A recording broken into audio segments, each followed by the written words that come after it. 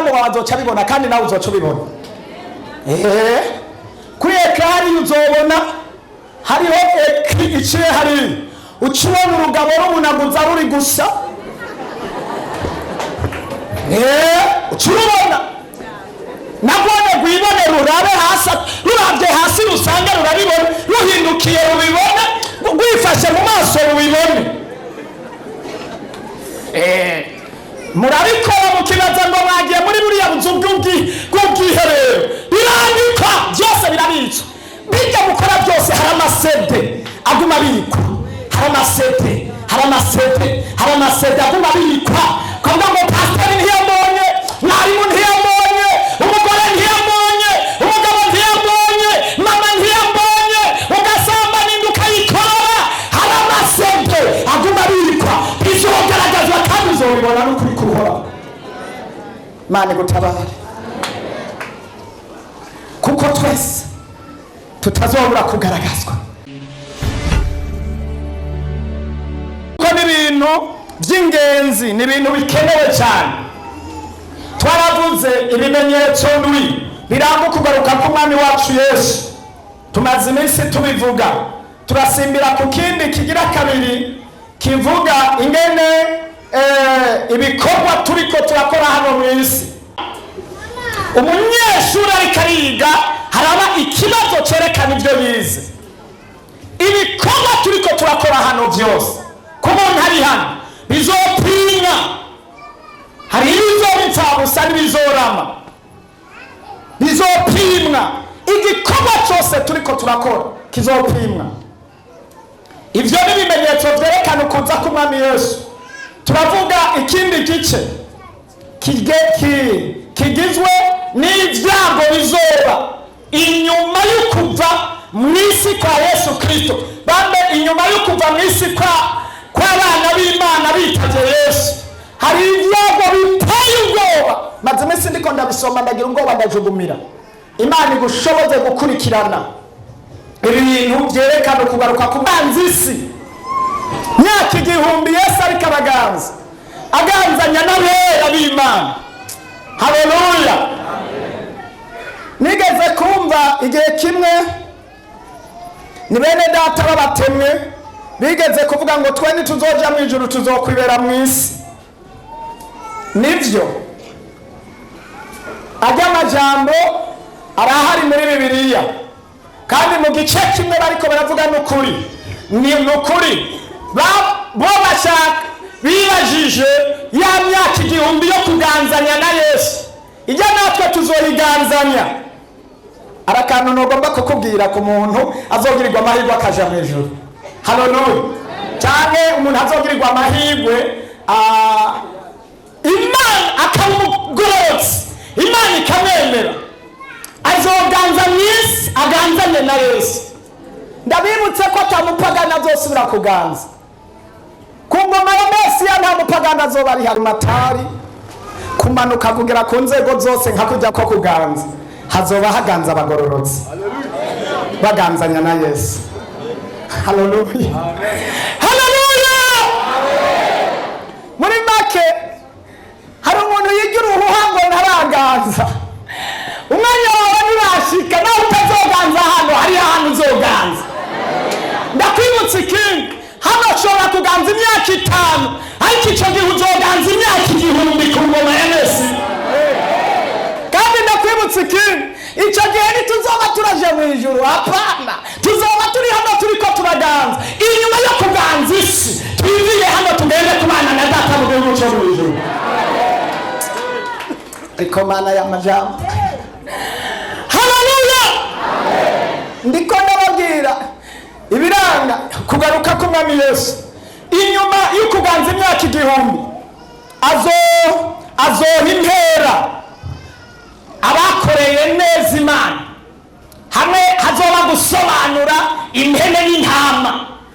Impene zikaja ibubafu, intama zikaja iburyo. Aho tuzoba tugomba kuja rero mu ijuru, aho bita mu ijuru. Aho mu bizoba biriko biraba hari imyaka 7 ntavuze tuzomara mu kirere. Imyaka 3 n'inusu n'imyaka 3 n'inusu turiko turambika ibitsibo. Tugejeje kwambika ibitsibo ibyo twakoze, tuja mwijuru kwa data imbere y'Imana. Aho rero niho tuzobana na Yesu ibihe byose. Aho tuzoba twahindutse tutacambara uyu mubiri ubona, tuzoba twambaye ubwiza bw'Imana. Ariko ijuru Imana igushoboze kuzoja mu ijuru. Inyuma yaho duhejeje tuvuye aho duhejeje kuganza, hacari imyaka 3 twambika ibitsibo. Icyo gihe imyaka 1000 twe tuzoba turiko turaganza. Satani n'umuvugishwa w'ibinyoma bazoba baboshwe. Nukuvuga nta gikorwa na kimwe kizoba kigivaho kibi kizoba gihari. Hazoba hari amahoro, hazoba hari umunezero, urupfu ruzoba rwatsinzwe. Niyo myaka 1000 nta gupfa, tuzoba turiho tugapfa. Haleluya. Ni hamwe rero Serejiya azoca abwira urupfu ngo warupfuwe. Intsinzi yawe irihe? Urubayi rwawe ruri hehe?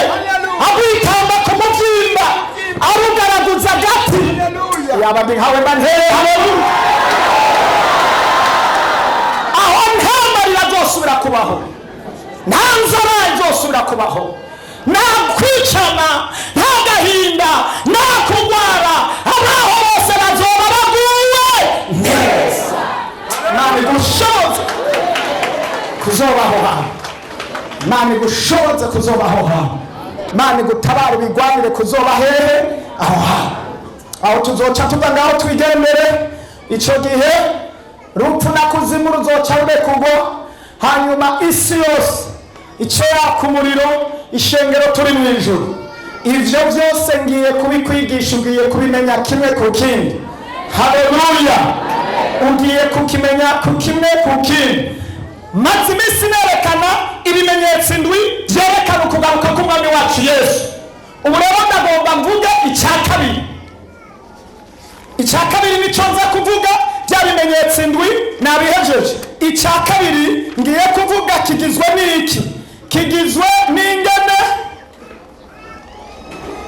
ibikorwa dukora bizopimwa. Ivyo turiko turakora hano bizopimwa. Abikorosayi 3, abikorosayi ba mbere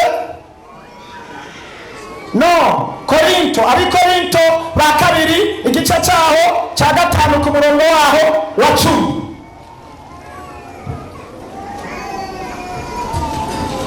Dusoma mu izina rya Yesu Kristo. Kuko twese tutazobura kugaragarizwa mbere y'intebe y'amateka ya Kristo, kugira ngo umuntu wese ahabwe ibihwanye n'icyo yakoze akiri mu mubiri, ari cyiza ari kibi. Amen. Kuko twese tutazobura kugaragarizwa, twese bene data muri hano, ugira ishaka, ugira inyota, ugira ingufu, wibaze uko twese tutazobura kugaragarizwa imbere y'intebe y'amateka ya Kristo, kugira ngo umuntu wese ahabwe ingero ikwiranye n'ibikorwa bikarakora. Hari byiza cyane, hari bibi. Wishyira ukizana, wigira na juwa, wigira jokone, wigira igitangaza, ufise amafaranga menshi, uwo utayafise, wibaza ibiki. Kuko twese ababayeho bose batazobura kugaragarizwa imbere y'intebe y'Imana. Imana idufashe cyane kugira ngo umuntu wese ahabwe ibikwiranye n'ibyo yagize gute yakoze. Hari abantu benshi usanga bariko barabesha abandi, bakavuga ngo umuntu apfuye biba biheze. Hari ibindi byinshi bibabesha, ariko Yesu yavuze ngo ibyo urabikora byose Imana igahora. Kwiyumvira yuko mwanya nawe rwose, ariko nzoguhana mbishira imbere y'amaso yawe byose uko bikurikirana. Kuko twese Imana idutabara tutazobura kugaragarizwa imbere y'intebe ya Kristo, kugira umuntu wese ahabwe ingero ikwiranye n'ibyo yakoze. Kuko twese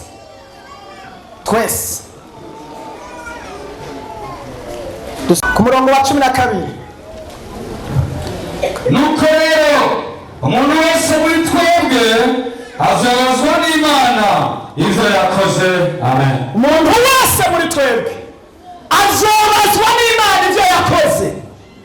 Mani gufashe cyane.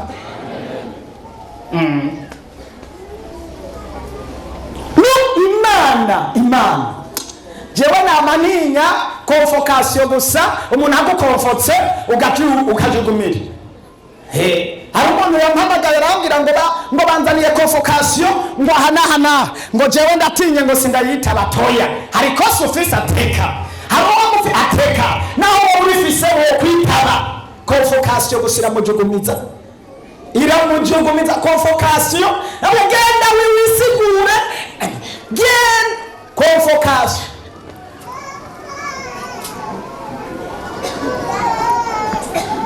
Hari abantu bakunda kwambara impuzu ziteranye ubwoba, murazizi. Abacamanza hari impuzu bambaye ibonye gucura imbere gutyo utangura kujugumira. Zijya mpuzu zonyene batangura kuvuga ngo inomero iyi n'iyi sindabizi, ukumva utangura kugira ubwoba. Bariko baravuga izo nomero n'izo nomero ngo n'amategeko aya n'aya ntavyo nzi, kandi ari abantu bigenzawe mubana mugendana. Ariko birivuze ngo kuko twese bavuze bangahe? Wowe urimo cyane nturimo? Imana igutabare cyane. Reka gufina ku buzima mwene data, tutazobura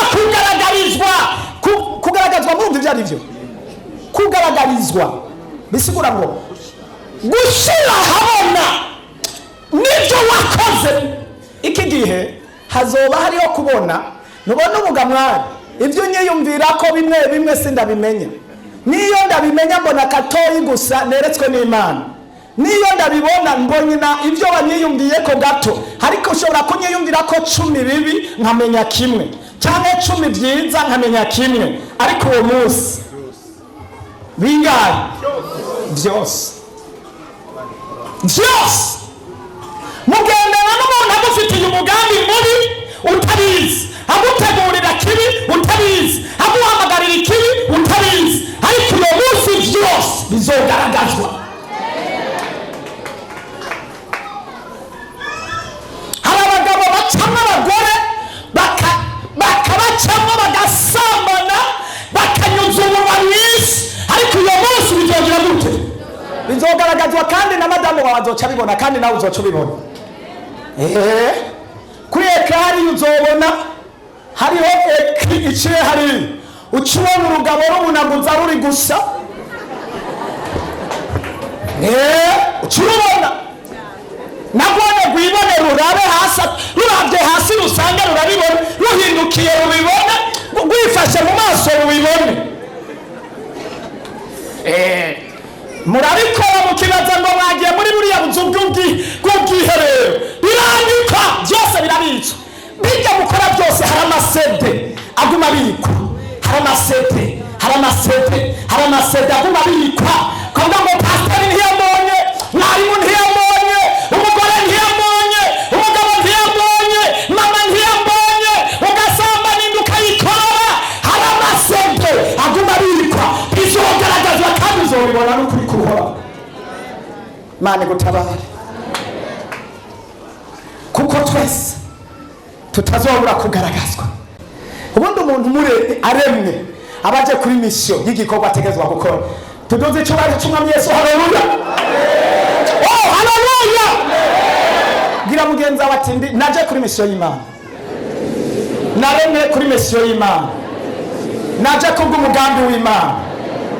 Subira umubaza ati mbega uri muri wonyine n'uwo mugambi? Mubaza ati by'ukuri kurakora neza?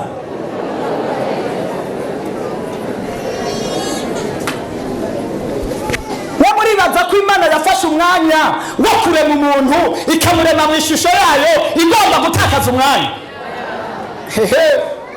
Hoya uzobazwa mission wahawe ingene wayitunganije neza, no mu kazi ka leta waba muri Imana igushoboze gutunganya mission uriko neza kugira ngo uyikore neza. Bamwe bazobazwa bamwe bazohembwa ibyiza abandi bahembwe ibibi. Ibyashoye hano 22:12. Bamwe bazohembwa ibibi abandi nyarutsa 22. Ndaza vuba yego zana ingero kugira ngo ngere umuntu wese bikuranye n'ibyakoze. Araje vuba mwumvise baratevye avuze ngo iki? Subira iryo jambo risome. Nagomba saba umuntu wese yumvira ijambo ingana rivuzwe ingana biranye n'ivyo yakoze. Araje vuba. Imana idufashe cyane. Araje vuba kandi azanye ingero. Mbwira uwo mukobwa ndabareka kuraba hasi. Imana iraje vuba kandi izanye ingero yo kugera umuntu wese bikuranye n'ibyo yakoze. Imana idufashe cyane. Iraje Yesu araje. Haleluya. Ibimenyetso biramukunza ku mwami Yesu byose turiko turabivuga. Uhereye ku cyambere maze iminsi ndiko ndabivuga. Abari ndakura mu guheza n'ukurikirana mwumvise ibyo bimenyetso. Iravuze ngo araje kandi azanye ingero. Ibimenyetso bihe kuko bizokurikirana. Iki cyahera akavuga ati kikiranze hasigaye iki. Ukaba nk'umuntu ufise urutonde rw'ibintu bivuga ngo ubu ni kwa mbere bucaza kwa kabiri. Urazi neza uko akurikirana. Natwe tukabaho twiteze dusanzura tuvuga ngo iki cyarabaye mu byo Yesu yavuze n'iki cyarabaye mu byo Yesu yavuze. Hasigaye iki. Yesu avuze ngo araje vuba. Nicyo gituma turiko turabigisha ibimenyetso biranga kugaruka ku mwami wacu Yesu, kugira ngo umenye ibyo bintu byose. Imana idufashe cyane. Ndaje vuba nzanye ingero ngo ngerere umuntu wese. Dusomera Umusigizi 12:14. Ndiko ndigisha uno munsi simvuga ubutumwa.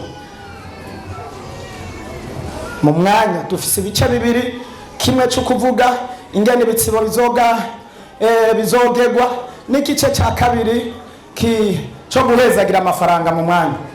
Ndazi muza gufashwa cyane ngeze ku mafaranga, ngeze mu bihaha nimurafashwa. Ngeze ku mafaranga muratera haleluya, ngeze ku mafaranga murampeza hege. Ubu nibwo buzima bwawe. Ibi nibwo buzima bwawe. Ibi nibwo wawe kurusha kwa maso nimbura umukristo. Sawa? Kuko Imana izoshira igikorwa cyose mu rubanza. Buri kintu cyose gihishijwe ari kibi ari cyiza. Amen. Umvira ijambo riteye ubwoba risubiremo nshuti yanjye ndafashije. Kuko iki? Kuko Imana ni Imana izoshira igikorwa cyose mu rubanza. Buri kintu cyose gihishijwe n'ikintu cyose cyanyegejwe kikagirwa ibanga ari kibi tugikorera mu mpisho kizogaragazwa.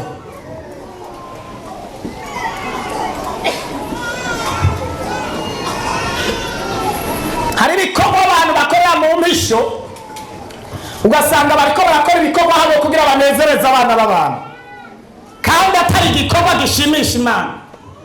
Ibyo abantu barabifise kwera. Akabikora imbere ya mwarimu, agakora imbere ya pastori, agakora imbere ku kazi kanaka, yewe akitonesha akavuga amajambo ateye ubwoba, akakurahira ibitangaza ariko ari umujyanye. Ibyo birabaho. Bamwe bakicisha abandi ku buzi, abandi bakonona abandi, bagakora ibindi amaraporo mabi. Ibyo bakabikora pe. Ariko Imana yo mu ijuru ibiriko irabibona kandi ngo izobigaragaza. Imana igushoboza ukora ibikorwa bishimwa n'Imana. Ukora ibikorwa bitazosha. Imana idufashe cyane. Dusomera Abikorino ba mbere 3:13 na 14. Igikorwa cy'umuntu wese kizoseruka. Wa munsi uzogiserura. Bizopimwa bigaragara wa munsi. Uzohishuranwa n'umuriro. Igikorwa cy'umuntu wese uwo muriro uzokigeza icyo kirimo. Dufashe muduwe mikrofoni dakorora yumvikana ijambo ryiza cyangwa niba ari amapira yaheze muzonseruka. Wa munsi uzogiserura kuko uzohishuranwa n'umuriro kandi igikorwa cy'umuntu wese uwo muriro uzokigeza icyo kirimo. Igikorwa cy'umuntu icyo yubatse kuri iryo tanguriro nicyarama azohabwa ingero. Amen. Igikorwa cy'umuntu wese uwo munsi uzogiserura. Hariho umunsi uzoserura ibikorwa byose turiko turakora, urapima. Hari umunsi uzopima ibikorwa ukora mu njyajya sereje. Uzobipima nimvugira wewe. Hari abantu nza nimvugira tuzinanye. Haleluya. Hari umunsi uzoserura ibikorwa turiko turakora. Hari ibikorwa bikorwa umuntu agakora ibikorwa by'inguvu ashaka igiti kanaka mu bikorwa kanaka. Uwo munsi uzobiserura. Bibiliya ivuze ngo uzobigeza ubipime, hazoba harimo n'umuriro wo gupima ibikorwa byose twakoze mu bujyajya, mu kwitendekeza, mu kurega abandi, ibikorwa twakoze turondera izindi nyungu, turondera ibindi bintu, ibikorwa twakora kubahisha Imana Data wa twese mu ijuru. Kora igikorwa cy'ubutinyisha gituma utinya Imana yo mu ijuru. Uvuga ngo ma iki ndagikoze kubw'izina ryawe, iki ndagikoze kugira ngo kikubahishe, iki ndagikoze kugira ngo kizane abatari bake kuri Yesu. Imana igufashe, Imana igufashe. Abikorosayi gatatu kandi izo muzokora byose mu majambo no mu bikorwa muhore mu bikora byose mu izina ry'Umwami Yesu mushime Imana Data twese kubw'uwo. Amen. Ibikorwa byo tubikora ari byo gushimisha iki? Tubikora bizana inyungu ku nkumi. Haleluya. Kora igikorwa icyo ari cyo cyose, fasha abagwaye, fasha imfubyi, sengera abantu, zana imitima kuri Yesu, vuga ubutumwa bwiza, senya abantu kuri igikorwa cyose ukore, ugikora icyo guhesha Imana icyubahiro. Utari kurara abantu umuntu n'umwe, mbere naho gupinga, naho batokwemera, naho batogira ubwiye amajambo yashire mu mitima yabo. Mana ndakwinginze dusomere twoye guheba gukoranira hamwe nk'uko baragira, ariko duhanurane kandi uko mubonye wa munsi wegereza murushirize kugenza bityo. Amen. Aha hari amajambo atatu tuzobazwa ingene twakoranira hamwe dusenga. Bibiliya ivuze ngo twoye guheba gukorana. Hari abantu mw'iki gihe bakoranira hamwe mu rusengero kuwa Mungu gusa, kandi si uko iyindi minsi abafatiriwe n'akazi. Oya, yarabitituye, yabonye umenga n'ibintu nyene umenga bitagira agaciro kwamba mu rusengero, yarabitituye nyene bica amazi. Ariko iyo ahuye n'ikibazo aca yiruka gusengerwa no kurondera abamusengera ngwaye akubititse. Barabitituye gusenga. Abandi basenga kuri Pasika, abandi basenga kuri Noel. N'abantu nyene bumva ko bazoza barasenga ku minsi mikuru, abandi iyo binanase baterana ku minsi ya Mungu gusa. Ariko birivuze ngo mwoye guheba gukoranira hamwe, kuko mubona ya misi mibi iguma yegereza. Natwe tugume twegereza gukoranira hamwe n'abera, duhamagara Imana Data wa twese.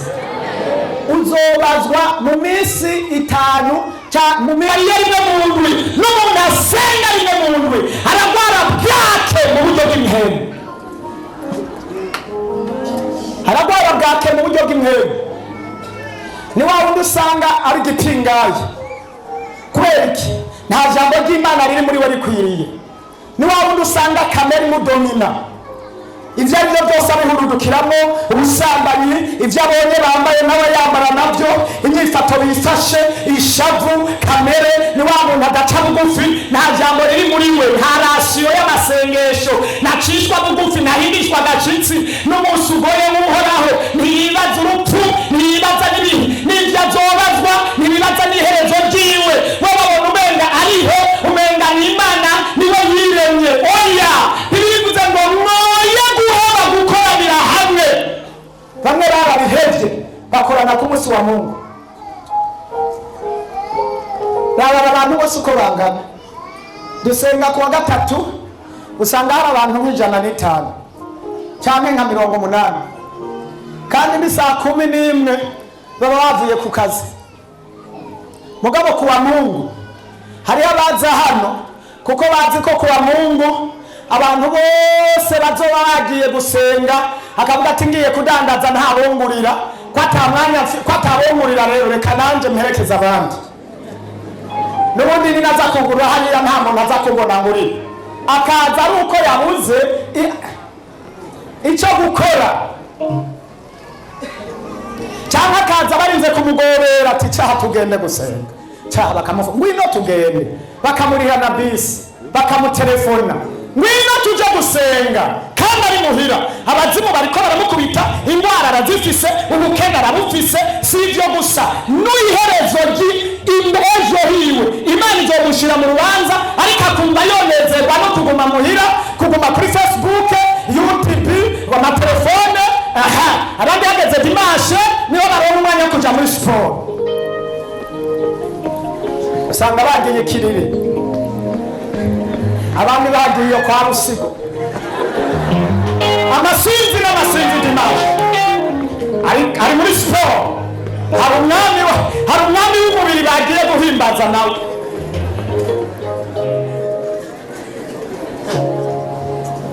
Kumusi Imana yaruhutse igasenga, nawe ukacuja mu zindi programa zawe, uzabazwa. Abandi hageze kuwa Mungu baca babatelefona, murumva ngo dufise urubanza tuzorushire kuwa Mungu. Imanza zose bakaca bazishira kuwa Mungu, kuramukanya kuwa Mungu, wagira guca kuwa Mungu bakaca bagutelefona, murumva ngo mazinisi nabuze ingene nza kuwa Mungu nzoza kukuramutsa.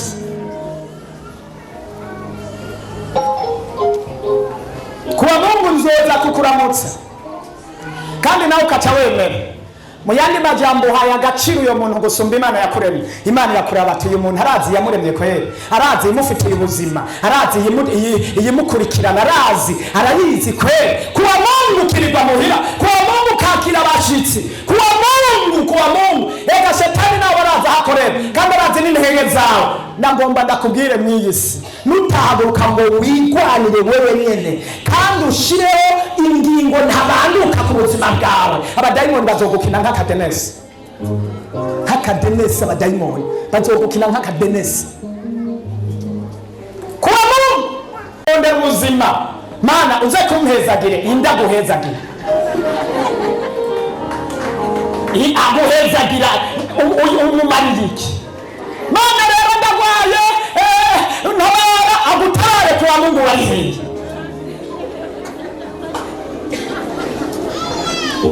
Ijambo ndarikunda ngo nkunda abankunda, abandondera udahumeka bazogira gute? Bazobona. Nkunda abankunda, nta mwanya nayo ifise gutakaza. Ikunda abankunda, abayikundi babikira sanze, abayikundi bahakuramba, abayikundi bahakuranirwa, abayikundi baragwanira, abayikundi barashigikira, abayikundi bibuka. Biravuga ngo mpamagara nanje ndakwitaba, ndakwereke inzikinze n'ibyo utari bwabone. Dawidi atarabivuga muri Zaburi hariya 91 ku murongo wawo wa 14, uri mu bwigobeko bw'isumba byose, azohora ari mu gitutu cy'isumba byose, kuko yankunze nanjye nzomuhaza kuramba. Hawari ngotere, haleluya. Sira waka kajambo ngo nkunda,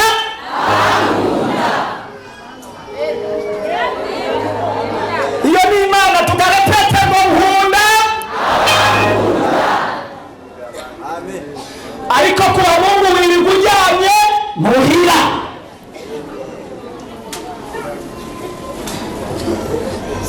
Ariko principe Imana ikunda, uzobazwa. Amakoraniro yo kuwa Mungu wateranye muntu, kuwa kane wari he, kuwa gatandatu wari he, abandi bateranye uri he, basenga uri he, ivyo bakoze uri he, uzobazwa. kwitaba.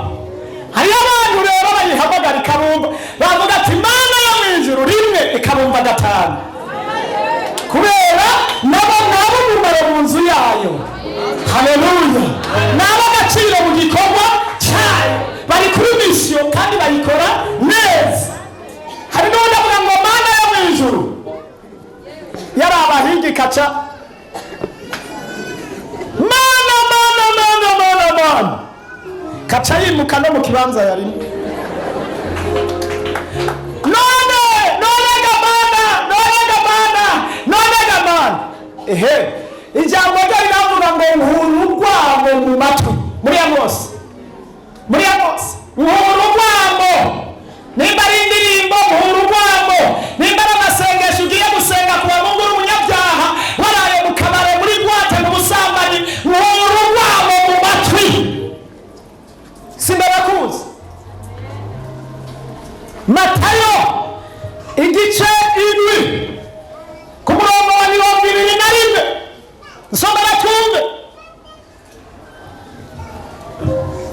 Umuntu wese amubaza ati mwami sava kwinjira mu bwami bwo mwijuru atabukora ibyo data mu ijuru agomba. Bambanya gato benshi bazongera kuri uwo munsi, abandi benshi bazinduka hahandi ntitwavugishwa n'Imana mu izina ryawe, ntitwasenga abadayimoni mu izina ryawe, ntitwakora ibitangaza byinshi mu izina ryawe, niyo nzabajinjura nyiri nawe nigeze mbamenya mviraho mwabakora ibizira mwe. Mana idufashe cyane. Abiyoberanya abiyandika amashusho ngo bakunda Imana bubaha Imana batari mu bugombe bwayo bazojinjirwa kuri wa munsi. Biyambika imyambaro y'ubugororotsi mugabo imbere y'amaringira y'inkazi, batonda ku mirongo ku mikorane n'iminsi mikuru bamariho bari, ariko iyindi minsi siho bari. Bazojinjirwa ngo sinigeze ndabamenya, kandi ibyo biriho bizobaho. Si umugani, si amakuru ahera. Mari rufashe cyane. Uzobazwa ingene wateranye mu rusengero, uzobazwa n'ingene wacerewe, uzobazwa iminsi washitse mu rusengero ku mwanya, uzobazwa n'iminsi yo kugira ngo ingene organization imeze mu ishengero. Batangura saa 3 baheza saa 6, bazokubaza amasaha washitse. Hariho umuntu ku kazi batonda saa 1 aba yagezeyo, ariko ku munsi wo kusenga saa 4. Bisigura ngo Imana yagize nk'ikintu cy'ikirofa kitakota kitaraba aho ngendera hose nta ngorane, kiba mukota ukuntu ku kazi uzo. Hari abantu benshi baza hano bagakorera abusa, bakaba muri umuriro bagashuhigwa ari abusa. Imana ikaraba. Marayika nimba yavuze saa 3, marayika tangape haga ku muryango aba yashitse aguma kote uwinjiye di ashitse ku gihe yubahirije amategeko. Amasaha ageze marayika akaca yigendera, wowe kaze nyuma ya marayika kacuza. Rero marayika yigendeye n'imyambaro nziza, costume, bambikiye ikibanza ndaza aho nicara naho ncererwa. Protokoli ikinkora hari ikijana nta ngorane, shikaho kibanza cyane kirahari. Nibaguha icyo kibanza, ariko hariho abusa, hariho uzokubaza ingene bagora ikoti n'amamiro n'ibitenge byiza uri kurajandajanduza. Icara, ariko uzobazwa ukorera muri abusa. Kandi ujya marayika yabonye ingene kuwa mbere saa 11 uzoba uri kwipere saa 11 ku kazi, uzoba wagezeyo. Ariko mu nzu kwa data umwami yakuremye, umwami ategeka abategetsi, umwami w'isi n'ijuru, ariko Mana yo mu ijuru. Haleluya! Umwami yaremye ubuzima bwawe. Mana itugirire imbabazi cyane, gatutitura icyo gikorwa kavuga ngo nta ngorane kamwe. Uzobazwa uzobazwa ingene wabaye umwizigirwa ku makirite, ingene wabaye umwizigirwa mu masengesho. Uzobazwa umwanya washitse winanase nguje saa 4 saa 5:30 umusohotse. Ngurumva ngo hariho umwanya, ngo hari makoraniro, hariho inama, hariho bariko baturondera hariya umuryango kuganduka. Ariko Yesu yavuze ngo reka bapfu bahambe. Ariko ni byiza kuja mu manza, ariko hariho urubanza naho yoba arinde ntohagarika kirite ngo ngiye mu rubanza. Kuvugana n'Imana no kubana n'Imana ndicara numviriza urubanza ruheze ncegende, niyumviriza urubanza daboro rw'Imana hanyuma ncegende. Ushobora kugenda ntushike, dushobora kuba uyu munsi ejo inzamba ikavuga twese. Havuga ngo urumva rero ngo hariho urubanza rw'umuryango ngo rumeze uku n'uku n'uku. Nibagira urubanza rw'umuryango ku munsi wa Mungu amasaha nkaya bazoba bazi ko pasiteri je ntarimo. Ibisabwa bazombwira ati gira imanza kubera urasoma neza. Hariho abantu Imana azabarinda, hariho abandi Imana zabo bataziha, Imana yo mwijuru batiha agaciro, bafata ibintu byose. Uri mu uwo muryango rero hama bakaca batunganya ibintu byose uwo mwanya. Nibavuga ku yindi minsi shaka ukore ubafashe urubanza kuva ku wa mbere gushika ku wa gatandatu, mugabo wubahisha Imana yawe uyiha agaciro. Nawe izoguha agaciro, Imana igufashe cyane. Izoguha agaciro mu bihe bigoye, izoguha agaciro mu bintu guhindutse, izoguha agaciro Satani aguhagurukiye, izoguha agaciro abarozi baguhagurukiye, izoguha agaciro isi guhindutse, izovuga ngo ko yanyubashe nanjye ngo ndamwubahishe. Haleluya. Ko bimeze hagiye Imana uzihamagara igahoro ugasanga ntiyakwansa ahubwo ni wewe, ibanza kuraba ingene nawe ukora. Imana birateye ubwoba ku kazi, umwanya w'akazi, ku munsi w'akazi ugasanga bamwe bava muri saa 11 abandi 6, ariko ku wa Mungu bakavyuka saa 2 saa 3 bagashika saa 4 ngo urumva ngo amakoraniro yose ngo nuko ameze ngo ntangorane nta kibazo. Kandi hari abantu bamaze gufatwa n'iyo mpemu, ubuzima bwabo ari uko bama bacererwa kuva batangura atanu umunsi n'umwe barashika ku mwanya. Ariko iyo baduze iwabo muri misiyo bagenda, iyo bagiye mu manza muri misiyo bagenda kare, iyo bazindutse ku kazi bagenda kare. Ariko iminsi yose muri sengero bazi nyuma y'abandi, bari mu biganza bya Shetani. Shetani yarabafashe. Imana ikubabarire cyane, Imana itubabarire rwose, Imana itugire kubabaza cyane. Wari ukwiye kwihana biteye ubwoba, wari ukwiye kumenya. Uzi kuzinduka kwa batingiye mu nzu y'Imana ugahagarika kurya, bahora bashira ibifungurwa ngaho nkabiheba. Umuntu ntagiye no gusenga, ari umuntu ngiye gufasha gusa nkabona umwanya nkaca mpera, bakora ibindi nkabiheba nk'iyo ntayesha Imana icyubahiro. No gusengaho n'ukundi sinocererwa, ndinze ncerewe mba ncerewe n'igikorwa cy'Imana nariko ndakora. Imana navuga ati irabona ibyo ndiko ndakora, ariko atagikorwa ndiko ndakora. Gucererwa ngo nukuryama, naho noba naraye nicaye sinshobora gusinzira ngo profit umwanya wo gusenga, ndabihagarika. Notuma sinzirira hano mugabo naje imbere y'abandi. Imana ikabona kwitanga kwanje. Imana idufashe cyane. Uzobazwa mu butunzi bwawe wahawe, ingana wubahishije Imana, ingana watangiye Imana amashikamo, ingana watangiye Imana ibigira cumi, ingana wafashije imfubyi n'abapfakazi, ingana wagiye kuraba abagwaye ku bitaro, ingana wagiye muri prizo kuraba abantu, ingana wafashije abadashoboye. Uzobazwa mu bintu indwi. Hari umuntu habura amafaranga yo gutangira Imana, mugo ntabura yajana muri saro canka y'amamega.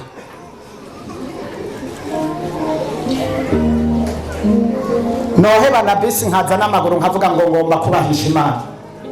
Imana idufashe cyane. Ego uzobazwa umwanya wose ingene wawukoresheje, umwanya wari ufise ingene Imana iraba amapusantaje wayikoreyemo n'imyanya wakoreyemo Imana. Kandi gukorera Imana si ukuza hano mu rusengero gusa, naho wowe uri ku kazi urakorera Imana.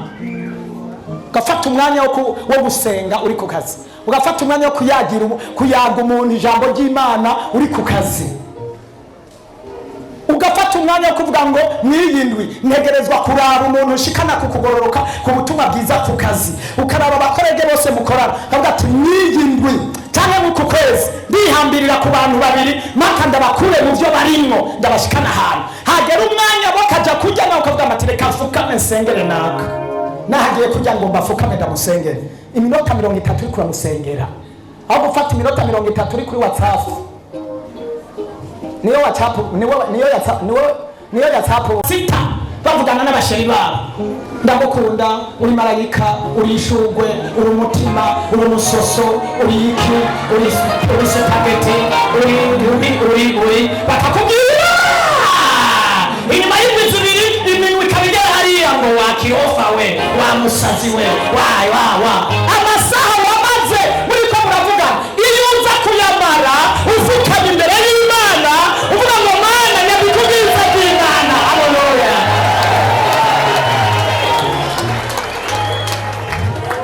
Iyo uza kuyamara uhamagara ijuru, iyo uza kuyahamagara wiyeza, iyo uza kuyamara uhamagara fadere y'Imana, iyo uza kuyamara uhamagara ngo Mana mubwiza bw'Imana. Imana yari kutwubahisha ikakukundisha na wa muntu wese aho yokubwiye muri kitari akakubwira ngo uzi ko mbonye umukozi w'Imana, uzi ko mbonye usengeye. Haha, haleluya. Rongera ikimuha fadre, rongera ikimuha renforcement, rongera ikimuha ubushobozi, ubwo bushobozi buzotuma bagukunda.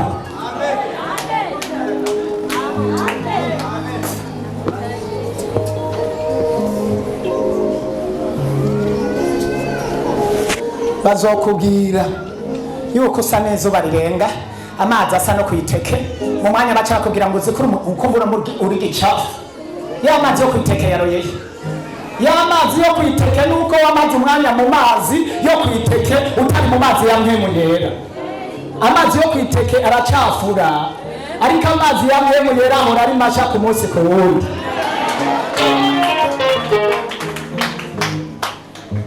Harabari hari batere. Haleluya. Uzoza umwanya ingene wakoresheje. Nico gituma abandi bavuga ngo umwanya n'amafaranga. Imana iharura umwanya nk'ubutunzi bukomeye cyane. Imana idufashe cyane. Umwanya n'amafaranga. Hari abantu umwanya batawukoresha, yirirwa muhira ku wa mbere, ku wa kabiri, ku wa gatatu, ku wa kane, ku wa gatandatu, imisi yose kuva ku wa mbere yiriwe muhira. Hanyuma twavuga ngo tugomba gusenga Imana iduhezagira akaba yashitse hano. Ese uribaza amafaranga azokoroka nk'umupapa? Saba fadere y'Imana, saba ubwenge, saba guhishurirwa. Niwabura n'akazi zinduka mu gatondo usenga Imana uvuga ngo Mana uno munsi umpuze n'igitangaza, umpuze n'umugisha wanje, uhamagara umugisha uri wose duhure nawe. None muzohura n'umugisha wiri ujyanye muhira, umugisha uzogusanga ku marigara. Senga usaba umugisha, hanyuma hamuka uve mu nzira, nawe utazoba ufise umva uje kwa Siyoni, uje muri vire n'amaguru ugende. Kandi nta mpamvu kuba ngo nta na bisi mfise, ndafise ingorane. Ejo bundi nabonye abanyeshuri batonze ku murongo nko kuva aha kugira hati, ndabacako ndarengana mara isaha 2 ngarutse nsanga baracari hahandi baguma bagira gutya. Abanyeshuri y'abasore n'inkumi gutya, imisore inkumi nkamwe mu nganuko, amasaha 2 uri kuragonda uva ngaho ujya ngaho kuri King Star. Ubumuga bwo mu mutwe we nabona abazoronka diplome zo bibaritsabusa, ni ubumuga bwo mu mutwe. Bazoyirera bayigumize muhira bibaze ngo amafaranga byo basanga muhira. Ubumuga bwo mu mutwe. Najewe ndumutamasho umunsi umwe narahagaze ndamubaza ngo uja hehe, acambwira nukuva hano aho kwa Siyoni cyane bande nukuvaho nukujaho aho kuri King Star ngaho imbere ncanda twenga canda doza ibiyo ncanda genda ngeze imbere ndahagarara ati amasaha ndakubonye hadi wari kuva ngaha uja ku metero 300 n'ubu uracagonda urutoki wewe waramugaye n'uri karakwigisha ari karahomba n'umuvyeyi ari karahomba ndamwigisha ava ngaha mariye ngo vy'ukuri vraiment ngo ziko mbonye ko ndikijuje ngo mbanagiye mbanagarutse acambara ngo ndatashe ngo ndagiye ngo kandi bisinzo bisubire isaha ahantu ugenda iminota 15 ugahagarara amasaha abiri uzoguha akazi muri sosiyete wowe ntazoba ahombye ntazoba atakaye igihugu kizokwizera uri umunebwe nk'ubwo uwo ico gihugu ntikizoba gihombye kwera umusore azokurongora wa mukobwa we ntazoba arongoye shetani ije kumugoza ngo kumuteza ingorane umugore azotwagwa n'uwo muhungu amara amasaha abiri agonda urutoki ahantu yegera iminota 15 uwo musore azosumira umugore we rwose uwo musore azosumira abana kwe mwabako wagira tubifuza ko twofatanya akanya tukagira marshi tukava tukagera hano ubanza urabe ingene ari umunyamugisha mu gutambuka nawe wa musore uri kurafiyansa raba ko umukobwa atari kinebwe cyo kwicara ngaho gusa kuko mubuzanira ngo urumva ngo no musi ngo ntiwampaye ragu nta mahera ya bisi hari abakobwa ubuzima bwabo n'amaragu n'amafi bandi ugasanga bava ku wa mbere boza inzara ugasanga zageze hariya bandi bakamara isaha bari iminwa amaso iminota 30 40 bari ku maso uyo muntu ashobora gusumara isaha abandi isaha baba bayijyajemo umusaruro nawe isaha uyina uri kurahingura iyo mana yanjye tuzotera imbere gute abantu bakifite umwanya nk'uyu umwanya n'ubutunzi umwanya n'agaciro umwanya haleluya tuzotera imbere gute turiko turatakaza umwanya n'amafaranga mwebwe mwese muriko muravuga ngo aho ni mwebwe nyene mutakaza imyanya uzoraba abantu iyo bariko baravuga ngo babwire nibo baba bafise ibibazo ijambo ry'Imana riravugwa aho kugiherereza ko nyene bakaca bavuga ngo babwire byari iby'iwanyu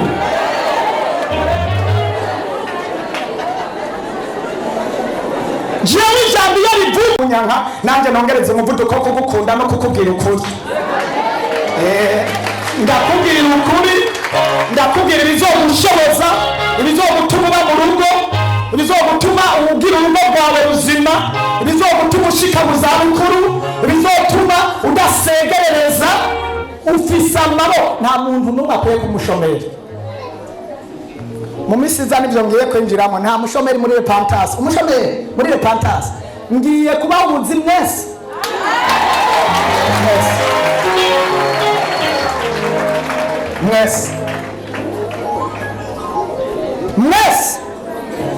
ubuzi bwabaye mwese n'iyi saha harimo abantu mpaye akazi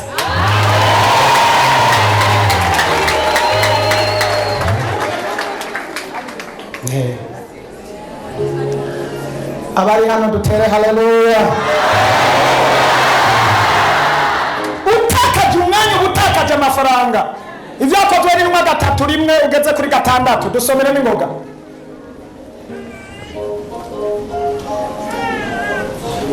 izina rya Yesu Kristo amen vyakozwe ni wagatatu mu gihe cyo gusenga cyo saha 9 aho umuntu yaramaye ibirenge uhereye kuva mu nda ya nyina bandani uhereye kuva mu nda ya nyina yama aterwa bakamushyira ku irembo ry'urusengero ryitwa ryiza uko bukeye kugira ngo asenge abinjira mu rusengero uwo abonye Petero na Yohana bagira binjiye mu rusengero arabasanga ngo bamuhe Petero amuhanga amaso mbona Yohana aramubwira ati nuturabe abashyira ku mutima ngo hari icyo bamuha. Petero amubarira ati feza n'izahabu nabyo dufise, ariko icyo mfise ndakiguha. Izina rya Yesu Kristo Umunyanazareti, va hasi utambuke. Amen. Haleluya. Ndagomba ko tuvugana ku bintu bitatu biri hano. Iki kimuga cyari kimaze imyaka cyaramugaye, cyavuye mu nda cyaramugaye, cyari gikeneye ubushobozi bwo kimugurura. Mane dufashe cyane. Cyari gikeneye ijambo. Nk'uko uyu munsi hari ijambo nakuzaniye rigomba kukumara ubumuga bwawe. Yaba ndi nkawe mbantere haleluya. Yarakeneye ijambo rivugwa n'umunyehomezi. Yarakeneye ijambo rivugwa n'umunyamavuta. Yarakeneye ijambo rivugwa n'uwabarizwa amavuta. Yarakeneye ijambo rivugwa n'intumwa y'Imana. Haleluya. Kandi uyu munsi hari ijambo ndakuzaniye ku buzima bwawe. Mana yanje, mana yanje, mana yanje, mana yanje, mana yanje. Haleluya, haleluya, haleluya. Haleluya, haleluya, haleluya. Haleluya. Biblia inavuga ngo hari ku isaha kangahe? 9. Baraduga ku isaha 9. Bagiye gusenga. Reka ndababwire. Ujya muntu yakijijwe n'iki? Nukwizera? Hapana. Ubwa mbere yakijijwe no kuba ponctuel ku isaha. Yavuze ati saa 9 hano hari abantu baje gusenga. Reka ngende kubategera ndabasabe. Nukuvuga iyashika isaha 9:30 yari guhura na burya bwiza, yari kuronka mu ijambo, yari kuba yinjiye, bari kuba umugisha we warenganye. Bisigura ko ya masaha urengana ucererwa winjira, marayika ashobora kuba ari hajya yazanye faveri utazi. Yesu adufashe cyane. Ujya yakijijwe n'umwanya yubashe umwanya. Haleluya. Umwanya wawe n'ubuzima. Uyu mwanya ugeze, aba yatonze, abana abakozi b'Imana arabasaba, baramubwira ngo amafaranga ntayo dufise, ariko icyo dufise, icyo tugize gute dufise. Erega jewe ndafise icyo mfise bandu yangu. Ndafise favere nahawe n'Imana. Ndafise icyo Imana yantumye kuri mwebwe. Ndafise ijambo Imana yantumye ngo genda mubahezagire. Imana yarambariye ngo icyo muzohezagira kizoba gihezagire. Ndafise icyo mfise. Icya mbere mfise naryohewe cyane ngo arababwira ngo haguruka ugende. Uwo mwanya kibyumvise kibanza kwizera ababifutse barabye abakingana n'abakozi b'Imana. Yari yavutse aremaye, ntiyazi ko byoshoboka ngo acarinanatamo ko bivuzwe n'abatoranijwe, ko bivuzwe n'ababifitiye ubushobozi. Ndahaguruka ngo arinanata, ariko arapima abona birakunze.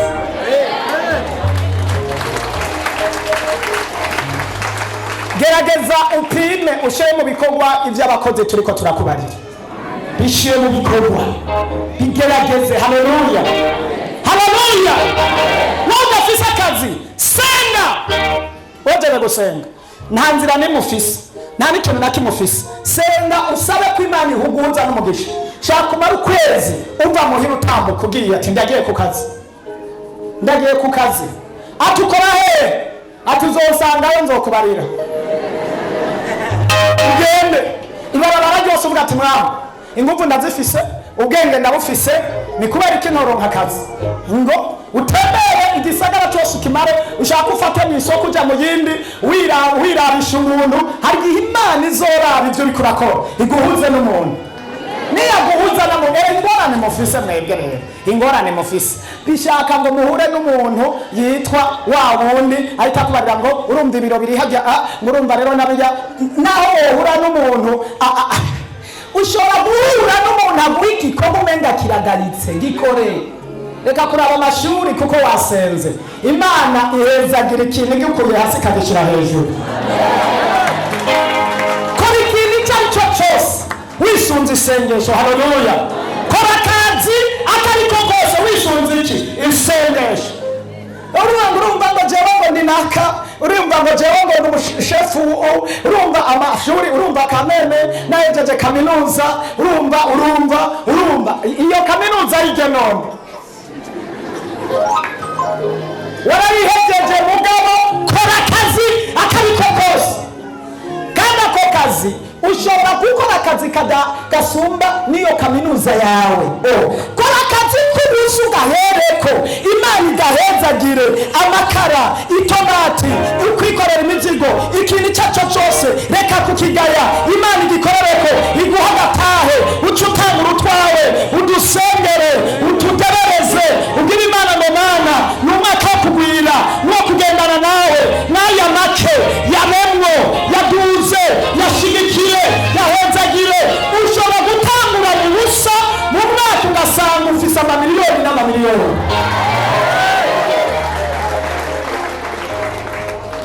Kora! Yesu adufashe cyane. Kora igikorwa icyo ari cyo cyose. Niko ndavuga ngo umwanya wose reka gutakaza umwanya.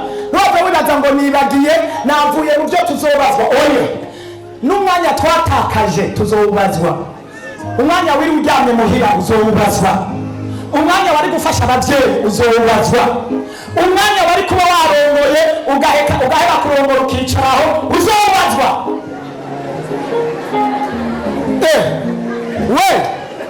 Wibaza ko utazobazwa. Nibaza umukobwa niba atazobazwa kubera arindira uza kumutwara.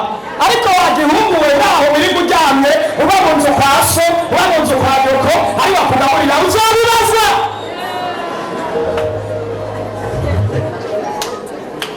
N'abakobwa niyo barafiyashije uzubabaza ati burya ubaheye. Umuntu araza ngo yambaye ipantaro akagupanga ngo ashaka ko mubana, ngo ashaka kumutwara akigaburirwa na se na nyina. Atari umutara w'ibihumbi bibiri afise akujana ko agomba kugusambanya gusa. Abasore n'inkumi muze ndabaha akazi. Murakeneye akazi? Muntu bitangura nzobakoranya ndabakoranya.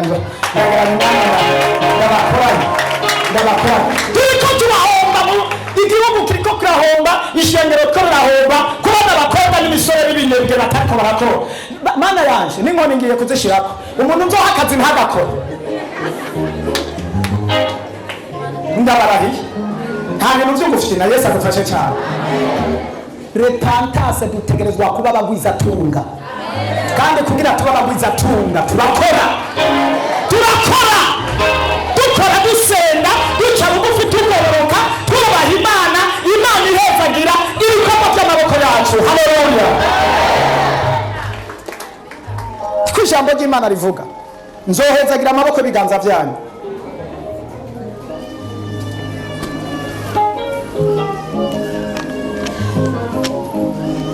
Uyu munsi ndabona ntabwo muri ko murafasha.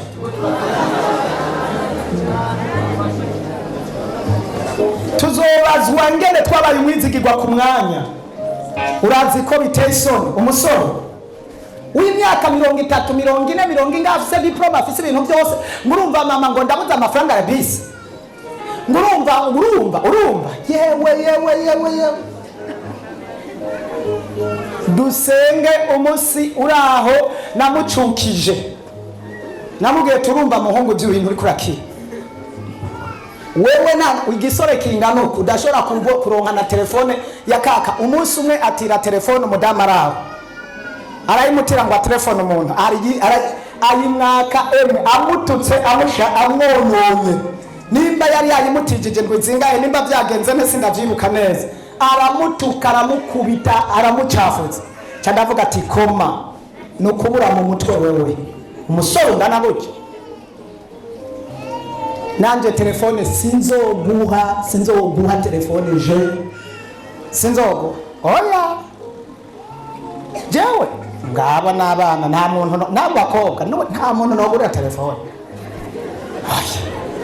na jistera bizi na telefone no namuhaye kuva yabaho na bisa saba murundi wewe Imana iramuhezagiye muhana amavuta aramenya ingene Imana imwezagiye nta byo gufyinata Yesu adufashe cyane umusoro ugasanga arikararira asaba umuntu ngo igihumbi ngo ibihumbi 2 umusoro none wazogira urugo rumeze gute umusore adashobora guteka imitwe adashobora kurara yicaye ingene ngo abone ubuzima atotuma agenda hari igihe ushobora gukora n'akazi udahembwa ukajya ahantu ugakora akazi udahembwa ugagakora usanze bariko baraterura imizigo nawe ugaterura ati we ati ntabwo ndaguhembesha ntabwo ndaguhembesha agomba ndagufasha gusa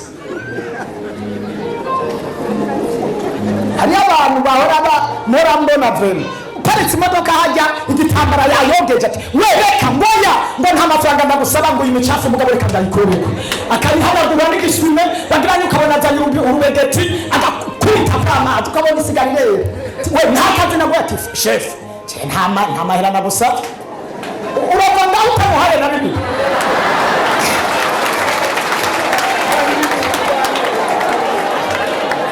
none niyo hanagura imodoka zitatu ku munsi ariko aba bantu mwabaye gute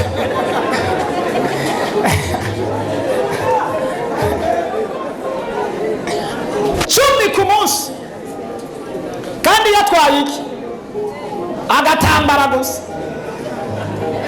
hamwe n'umutwe kibazo n'umutwe hano hamwe n'ubunebwe ubwo bunebwe nibwo bwonona hari n'ubundi nagize hariya ndiko ngiye kurondera igitoro mparika hariya arandaba shavuga ngo ngwino ndagufashe ngo ndavuga ahantu vraiment nibishoboka nije ndakubwiye nguze ndagufashe namubwiye ahantu hari abantu be acaragenda hariya avugana n'umupompiste mbona ariko aravugana ngo hariho ngo nimba sinzi ibyo yavuze ntabyo nzi nguriya mu ngo yatinye kuja ngaha no kuja kugwana ngaha kweli ngo herabiyo yahagaze ngo yumiwe hamubwa ngo genda umuzana mbona aranzanye araza ngo ngwino ndavuga izijya ntamba gushika ngwino nije ndakujanye n'umukozi yiyambara igikabutura yiyambara ikintu cy'igipira mugabo yama ku yo station afitaniye favere nabo bantu bazinanye mbona aramprotocol ahagarika bango ngumushefu araje agira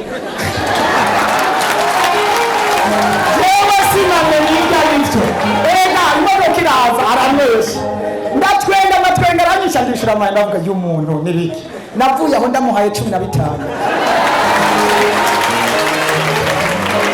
yasabye n'ukuri kwima mama dusenge twabikoma 10 ndavuga y'umuntu n'ingufu yakoze n'ubwenge yakoze ndicanda mu 15 ariko nabaye gute kweli umwanya ubwenge haleluya koresha ubwenge Imana yaguhaye kreya ubwenge abandi badafise kreya ikintu abandi badafise ukifyaza n'umusaruro Imana igihezagire Imana ikeneye kubona umuntu wese ariko arakora kugira dutere imbere nuko umuntu wese ariko arakora Imana idufashe cyane uyu munsi ndiko ndababwira ibintu umenga nivyo kubabaza ariko n'iby'umumaro haleluya nyene twakoresheje umwanya turyama tubotera abarundi bavuze neza ngura imiti rukimbura ufise irobo y'imbonera zingana iki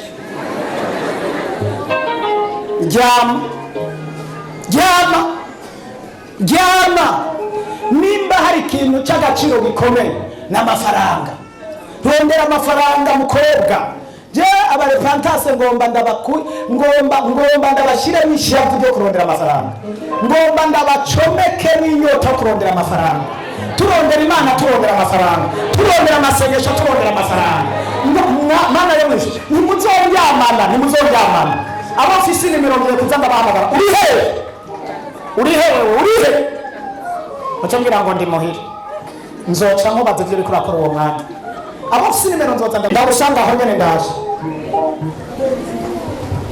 kora n'aba mama kora n'aba papa kora urumva ngo umugabo yantaye mwego yego yagutaye nyene kubera iki wagumye uwo kwiryamira gusa nta kintu na kimwe umufashe nawe uraho araguta kandi niyaguta ucugira ikibazo ariko iyo aba reka ndakubwira ndakurahiye akagira umugabo yoguta ufise inoti agutaja ahubwo agutaja kurondera inoti none uzifise yoguta rondera inoti nimugomba ko umugabo agukunda rondera inoti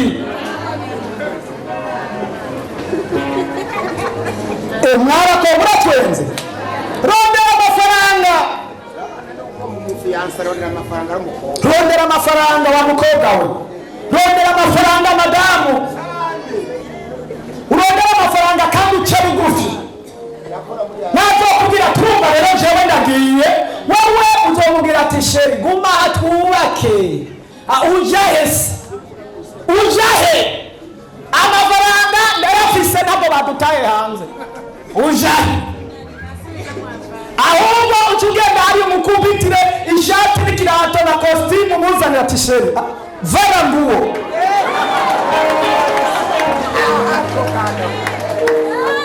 yaramaze guhindukira gutya zoca muziko ngarutse ahindukira kubera haba ariko baramuhindukiza nawe uzomuhindukije akantu ko mw'abantu bamamwe haleluya umwanya ukoresha neza haleluya kora usenga imana kora urondera amafaranga ako karagufasha iki kabibire ngo ujya yabyumvise aguma araba avuga ngaho we ngo yagiye gusengera abantu we kora azava hariya asanga amata basize hajya prosheti yokeje hariya cyangwa agakoko avuye gukubita ibisigo yuzuye abadayimoni bahunze yuzuye mpemu yera sheya ati karibu atavuga ngo haleluya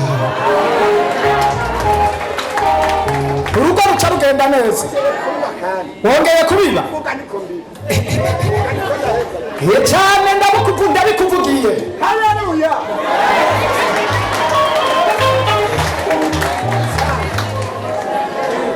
kora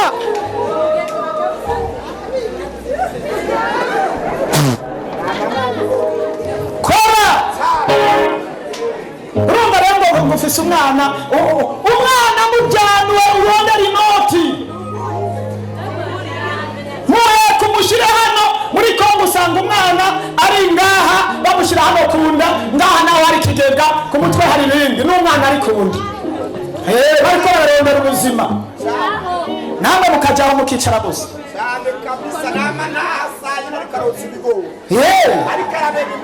abebe cyane rogereza inkomezi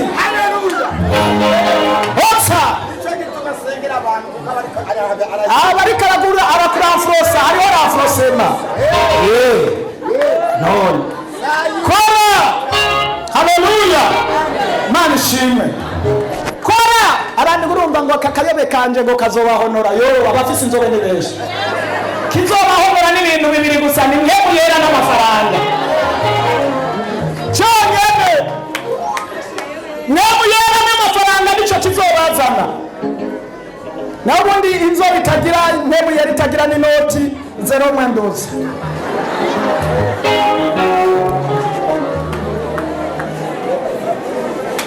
murankweze jenda ati ko mufashije haleluya iyi minsi ngomba kubabwira ibintu bikomeye cyane kandi by'umumaro imana yambwiye umuti niko ndabaha kugiye kuzana rezita mu buzima bwawe inyuma y'ibi ngomba ndabasengere n'ukuri reka ndabivuge ndi hano n'ukuri kw'imana imana igiye kubagirira neza imana yo mu ijuru igiye kubagirira neza ndabizi neza munkundire gusa munyumvire ibyo ndiko ndababwira munkundire mwumve inama ndiko ndabaha ibisi bigumbagumba ayasama santima wo kusukubaremesha ahubwo hari ikimana yavuganye nanje kugira ngo mvugane namwe hari amatangazo imana igiye kubagezaho hari amasezerano imana igiye kubagezaho hari imiryango imana igiye kurura hari ibitangazo imana igiye gukora hari ibintu imana igiye kubiruza mu buzima bwanyu igiye gusa munyemerere gusa munyemerere. Imana yarambariye ngo aya masengesho turiko turasenga n'izi nyigisho turiko turabigisha. Inyuma y'izi nyigisho abantu bagiye kuyobe, abantu bagiye kubaraba bayoberwa abantu. Inyuma y'izi nyigisho, haleluya, inyuma y'izi nyigisho hari ingo zaregarega zigiye guhagarara. Inyuma y'izi nyigisho hari amasezerano mugiye gushikako mwari mwararondeye igihe kirekire akananirana. Inyuma y'izi nyigisho Imana yambariye ngo hari imiryango n'ukuri kw'Imana pe, ndahiro ntakunda kurahira. Imana yambariye ngo hari ibitangaza bigiye guherekeza izi nyigisho. Mana yanje ijambo ibintu Imana yambariye, ibintu Imana yambariye, ndumiwe no kuri kw'Imana. Haleluya, haleluya. Aya majambo ariko ndabagira muyahagararemwe neza. Umwanya usa n'uri kuragenda ngomba kwinjire mu bindi. Ku munsi wa Mungu hari ibindi bintu nzobabwira bitanu bikomeye, bitanu utari bwumve. Ariko aya majambo ndiko ndababwira yaha agaciro. Haleluya. Yo aya majambo ndiko ndababwira yahe iki? Haleluya. Imana yo mwijuru yongera irambarira mwumvire ibi bintu ndiko ndababwira. Umuntu wese azobazwa ingene yakoresheje umwanya, uzobazwa mbere n'amajambo wavuze. Warubizi amajambo wavuze ayo kuwa mbere wavuze urayazi, eka ariko uzoyabazwa. Aya mazi imyaka 2 urayazi, ariko uzoyabazwa. Uzoyabazwa dogita. Soma Matayo 12:36 wumve. Ngomba nsenge, ngomba mpamagara amafaranga nayo. Ubu nariko ndababwira ko muzobazwa umwanya muriko muratakaza, ariko n'amajambo nayo yandi uvuga yose. Soma twumve 12 gusa, 12:36. Kandi nababwira yuko ijambo ryose risubitswe n'imwemu abantu bavuga bazoribazwa ku munsi w'amateka. Imana idufashe cyane. Wibaza ngo ntuzoyabazwa?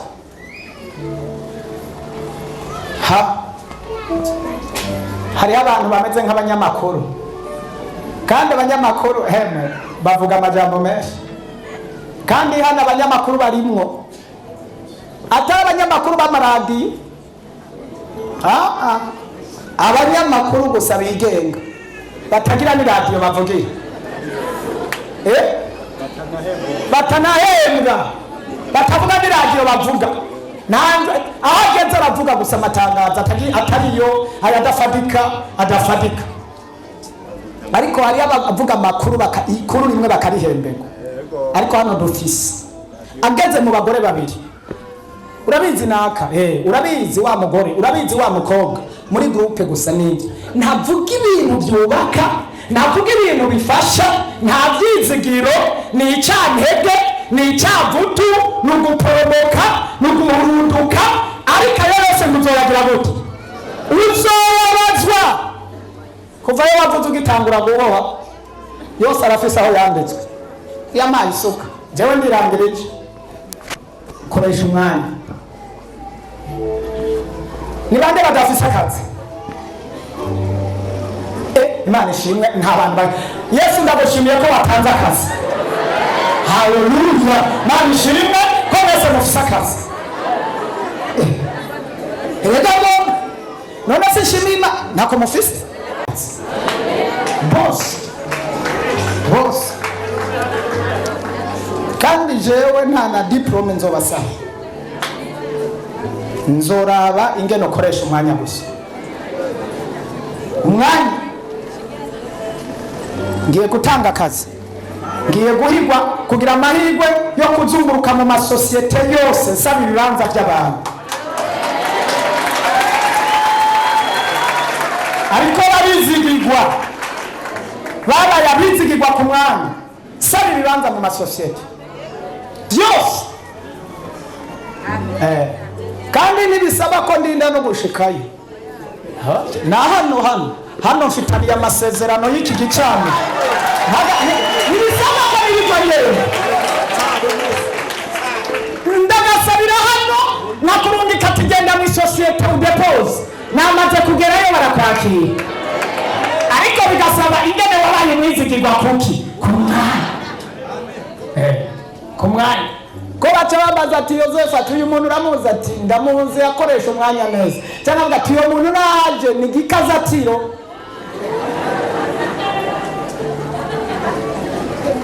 koresha umwanya Imana ifisa ikorera ku mwanya mu kurema yakoresheje umwanya ihera ku wa mbere Saudi iraruhuka irabandanya ibirahejeje yakoze iminsi 6 gusa umunsi umwe nawe uciruhuke iminsi 5 6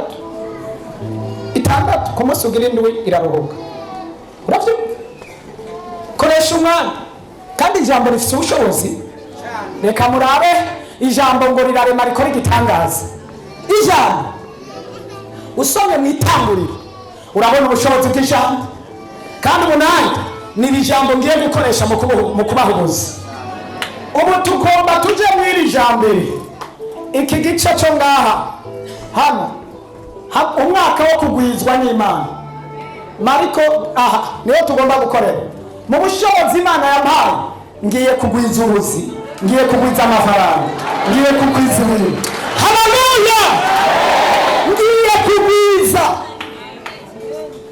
ngiye kugwiza kandi ngomba kubasengera ngiye kugira nte ariko muravyumva ngiye kugira gute ngiye gusenga uyu mwanya nyene no kuri kose usomye itangurira igice cya mbere Imana yavuga ikintu kikaca kiba Imana yavuga ikintu aha none mwibaza ubu ni Imana ivuga cyangwa ivuga ituma abakozi bayo koresha umwanya usomye itanguriro igice cya mbere hari amajambo akomeye soma kuri 3 wumve Imana iravuga uti nihawe umuco umuco baho 6 Imana iravuga iti nihaweho itazanura hagati y'amazi itandukanye amazi n'ayandi Imana iraritazanura itandukanye amazi yo munsi itazanure nayo hejuru yaryo icenda Imana iravuga amazi yo munsi n'ijuru akoranire hamwe imusozi naho baboneke 11 Imana iravuga isi n'ibindi byatsi n'ibimera byose byamutubuto n'ibiti by'ivyamwa byabyo amoko yabyo ari n'imbuto zabyo sinyene 14 Imana iravuga ati bikazanira igijuru yari byaka byo gutandukanya umurango n'ijoro bibereho kuri ibimenyetso byo kwerekana ibihe iminsi n'imyaka 17 Mana ibishira mu itazaniro ry'ijuru kugira ngo vyakire isi 20 Imana iravuga ati mu mazi nihasegenyuke isegenya n'ifise ubugingo kandi nibiguruke hejuru y'isi mu kirere c'ijuru 24 Imana iravuga ati isi n'izanire n'ubugingo nk'uko amako yavyo ari shaka wigerezaho ijambo ubushobozi bw'iki ariko abandi nkabomba nkere haleluya ubushobozi gira kizogira gite kizoheze cyo muzoboha kizoba kiboshwe cyo muzokurura kizoba cyugururiwe iduha ubushobozi Imana igomba ivuge iciye mu ijambo ry'Imana Imana igomba ivuge ikoresheje akanwa ka Yozefu ariko atari Yozefu ari akanwa kayo ubushobozi bw'ijambo reka mbanze asaba imbabazi hari abantu batari twatanguye ijambo tuvuga ngo Imana izopima ikintu cyose igere no ku mwanya izokubaza. Birashoboka ko utabaye umwizigirwa ku mwanya, birashoboka ko utabaye umwizigirwa ku kigira 10, birashoboka ko utabaye umwizigirwa ku mwanya gusenga, gutakaza umwanya, gukora, uri umunebwe mu kuzinduka, utabaye umwizigirwa mu makirite, utabaye umwizigirwa mu masengesho, utabaye umwizigirwa muri korale ku mwanya. Ivyo wemeye Imana yakubari warasezeranye ngo niwankiza nzogukorera, niwankiza nzomuririmbyi, niwankiza nzokuvugira. Hari amasezerano wasezeranye wibaza ngo ni Imana wahize, ni Imana wahevye. Imana yarakurinze, waho wivugira ubutumwa, wayivugira ijambo, abantu barakizwa ku bwawe, waricaritse, isuka yayo warayambitse hasi. Uzobazwa, misyo yayo warayitaye. Misyo wirirwa mu kabare, wirirwa mu vyaha, uzobazwa. Nagomba nagusabira imbabazi hama nje mu guhezagira, sinohezagira bari mu mivumo. Uja mu misi mikuru, uja hariya hose urabizi nawe, Imana ikubabarire. Nari ngene utakoresheje umwanya mu gikorwa cyayo, nane basengera abantu baje imbere yawe, babariye burengezi, bagira ikigongwe, bwiza bwawe bane nabo, babaziza zibane nabo, mahoro yawe abone nabo. Haleluya, haleluya. Ndagushimiye Mwami, ndagukengurukiye. Uri Imana ishoboye byose, uri Imana y'amasezerano. Aba bantu bahariye nibagize babaye abizigirwa ku mwanya, amasengesho, ibikorwa bategetswe kugukorera urabyiragiye, mugabo urabibukije biciye mu ijambo ryawe. Mana urabibukije, nawe barasavye imbabazi. Urakoze Mana, urakoze kuri mishu, urakoze. Ndagushimiye ko bagiriye imbabazi, ndagushimiye nawe kuri umunyembabazi. Bafute mu gitabo cy'imanza, bandike mu gitabo cy'ubugingo, bahanye utabaharuye ibya kera byibagirwe, hanyuma barebe ibishasha. Urakoze Mwami, biriyabwiye ngubone ko amaraso umunyabyaha ucumita umugororotsi. Icyubahiro kibi cyawe mu izina ry'Umwami Yesu, amen. Hari umuntu yafashijwe ku byo yize Mateyo? Haleluya.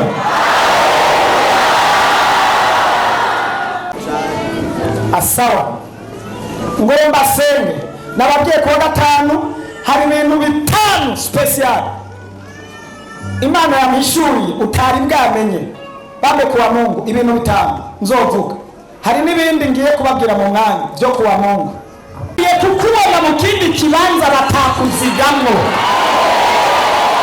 Ugiye kugera mu kibanza utondeshejwemo n'amashuri, ugiye kugera mu kibanza Imana yampamagaye. Ndabinginze mw'abantu b'Imana, ndabinginze mbere ndabafukamiye, mwumve icyo niko ndababarira. Imana yo mwijuru hari ikintu igiye gukora ku bantu b'inama. Haleluya. Umviriza mw'abantu b'Imana, mw'abantu bari muri repentance n'abari kuri YouTube na Facebook, ari Imana yagiriye neza igatumira mw'aya makoraniro. Hari ikintu gishasha mutari mumenyeye Imana igiye gukorana namwe, muzokibona.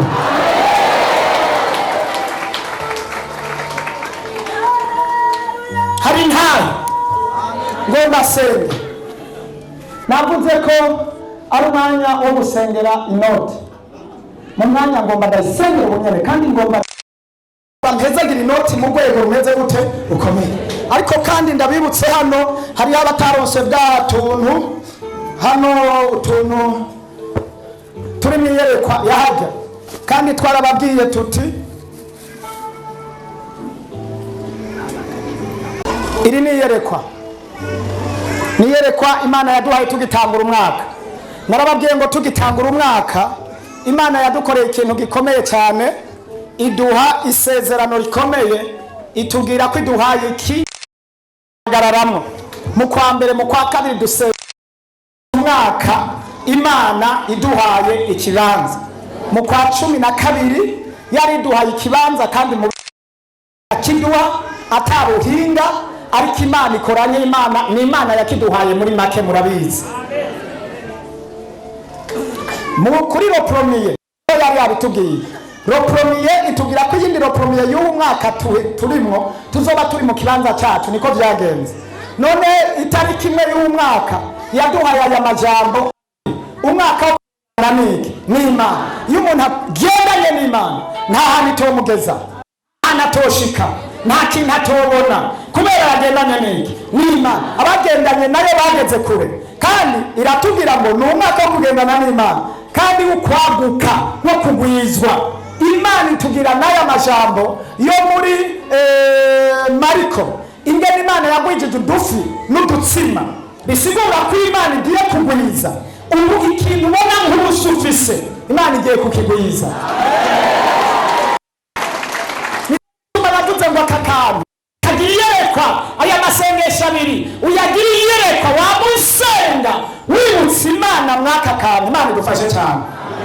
Je hano utuntu twose nasize ko Bibiliya nshashirako, Bibiliya nshirako imoka muri saro aho nyama, nibutse guca ndiko ndasenga nshanga senga banza kuvuga ati Imana bazi ko uyu mwaka ari wo kugendana, kandi umuntu agendanye nawe afise faveur mu byo ngomba gusaba byose, mbanze kwemerwa ngendane nawe, kuko iyo maze kwemerwa nawe nkagendana nawe mbafise amahirwe yo gusaba icyo nshaka. Iryo sengesho sindagibagira kugendana n'Imana. Bagendanye n'Imana babaye abagabo bakomeye, kandi mwibutse Imana turabona kugwizwa. Ndakeneye kugwira, kandi niyereka dufise muri mwaka jewe fisiye ryo kugwira kurugero rukomeye cyane. Amafaranga mu ngabire, mu mpemu, mu bwenge, ibintu byose kugwira. Ndabizi iyi saha mwifotore uko muri, mwirabe uko muri, sengera mwaya masengesho mu kwa kabiri uzosanga waragwijijwe inshuro 5, inshuro 10, inshuro 20, inshuro 100, inshuro 200, ibintu byose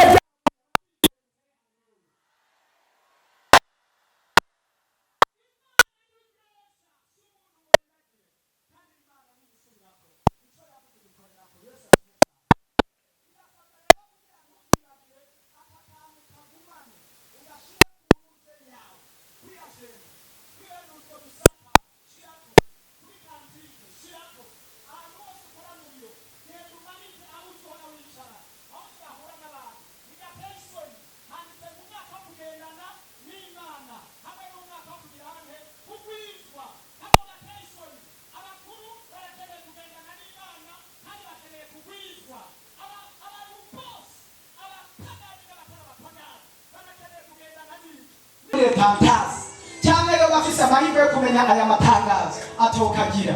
N'abari kuri Facebook baza badutuma bavuga ati tuba dukeneye, twabyumviye kuri Facebook. Rero karazimvye, ni hazimbye ariko hazimbye ijambo. Yesu ashimwe. Hazimbye ijambo. Abari ngatwara birabwiye twagasize kuva ku bihumbi 100 gushika ku bihumbi 200. Isiguri wowe ubwawe mu guhesha Imana icyubahiro cyangwa mu guhesha ijambo agaciro urakagura pranga mutanga, tuyakoresha ibikorwa by'Imana, tuyakoresha ibikorwa by'Imana. Yego, kandi uzoba ukoze wongera uhesha Imana icyubahiro, wongera ubukoze igikorwa cyiza cy'Imana. Mbere mwaya amafaranga nyere tugomba kugura mwaka kandi tugomba tuyaguremo group Neto twarakotesheje group yabihariye we twatuzi kwa matara hari ujya twarata na hadi hari group bad tinga zibiri bari tuzi ko uyu musanzu special twari twakotesheje group zibiri ati ntibisubire kuducanganya kwa Mungu nararushe nawe n'ikibazo mu bantu nkandavuga ati tuzane zibiri zize gukora kandi ntizikoze kandi amafaranga twarayatanze ntacyo ritwaye. Mugabo urabona ko ari uruhombo rwo gukotesha group. Dukeneye group rero, kandi group by'ukuri razimbye iri mu mamiliyoni 10 kandi ntegerezwa ko sinzosubira gukotesha group kwa Mungu. Nawe ari ibintu Imana yambwiye sinzosubira gukotesha group. Uyu munsi nkeneye ko ari umunsi wa nyuma, ejo cyangwa hirya ejo tube dufite group y'iwacu. Nukuri pe ejo kuva mu gatondo twavuze ubutumwa ataki group atari ikintu na kimwe, twarasaraye turasenga turakubitika. Raba abantu bangana gutya badahesha Imana icyubahiro ngo bagure group hama igikorwa c'Imana gikoreke. Kandi amafaranga Imana yariyemeje neza amafaranga agiye kuza. Ivyo nta gutekerana. Hano hari abayafise batayatanga b'ingumyi. Imana igiye kubihoza yahe abafise imitima yoroshe yo gukorera Imana. Igiye kuyatanga. Kandi nagomba kugiye gutanga kuzana umugisha. Umuntu yatwa wewe bibaza ngo arahombye atanze ariko abayungutse. Sawa.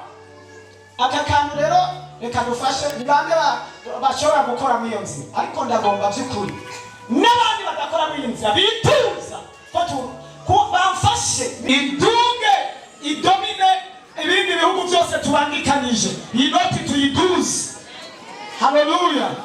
Inoti tuyiduze mu izina rya Yesu kugeza ku rugero igira agaciro mu bihugu byose tubangikanije. Inoti duge mu gihe gito cyane idubura izindi noti. Kandi ukwitunga bitwebwe tuzoba turiko turaduga. Haleluya. Ayabagize yerekwa no kuri kose. Inoti ntuzoyige. Ndafukama ku gicaniro mpamagara Imana yo mwijuru nawe ushira iyo noti uyifate. Mana wowe wavuze ngo dusaba icyo tugomba urakiduha.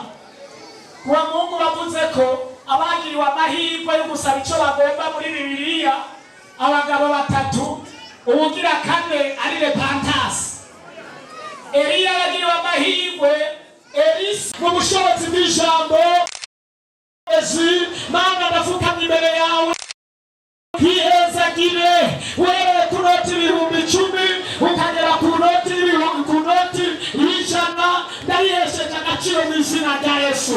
Amande yaho Mana ndasengeye amafaranga nuko wabivuze kugiye kuzana amafaranga. Aya mafaranga menshi yaravuye amafaranga yavumwe ahubwo abantu bayavuze ko amajambo mabi bituma abantu amafaranga abura. Ahantu ugasanga umuntu arayafata agahomba cyangwa ugasanga umuntu arayafata natera imbere kubera amajambo bavuze. Kumbura bavuze amajambo mabi ku bitangaza umuntu akora kukaza ariko arakora. None mwami ibyavumwe byose turabivumuye. Ibyo bakize nabi tubihaye umugisha. Ibyo bavugiye ko amajambo tubihesheje umugisha. Amafaranga n'ubuzima, amafaranga n'agaciro, amafaranga n'umwanya. Ndahezagiye amafaranga. Ibyari byaratakaye bigaruke, ibyari byarahombye bigaruke, ibyari byaratumye bihezagirwe, ibyo bahanze bizungwe, ibyo batwaye bigaruke. Akira umugisha mu mafaranga. Ibyo tuzokora bitera imbere. Abahora bahura n'inyatsi baronka umugisha.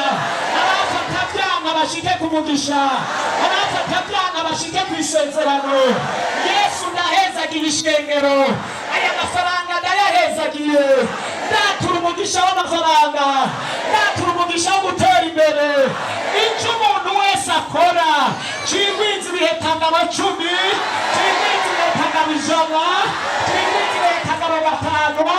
Icyari nyatsi gikumweho, icyari umuvugo gikumweho, icyo abarozi bavuze bikumweho, biva muri karanda bikumweho. Abafata byanka bihagarare ahubwo bafate bitera imbere. Banateza imbere igihugu. Yerekwa abatagira yerekwa baronka yerekwa. Tagira yerekwa baronka yerekwa. Mana ndabahezagiye abantu bibakabura ibyo kurya kuba kone hamwe kw'amafaranga ugasakabe hamwe kw'amafaranga ubikone hamwe kw'amafaranga.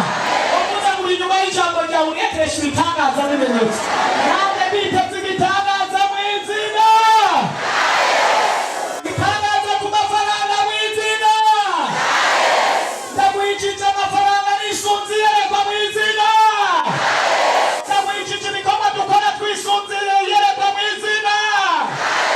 Ibikorwa byose bagiye gukora bihezagirwe. Mana waduhaye ubushobozi bw'ijambo. Uduha ububasha mu icyo tuzohezagira kizohezagirwa. Icyo tuzovuga kizopumika. Ndavuma abatayiboni batwara amafaranga. Ndavuma abatayiboni batwara amafaranga.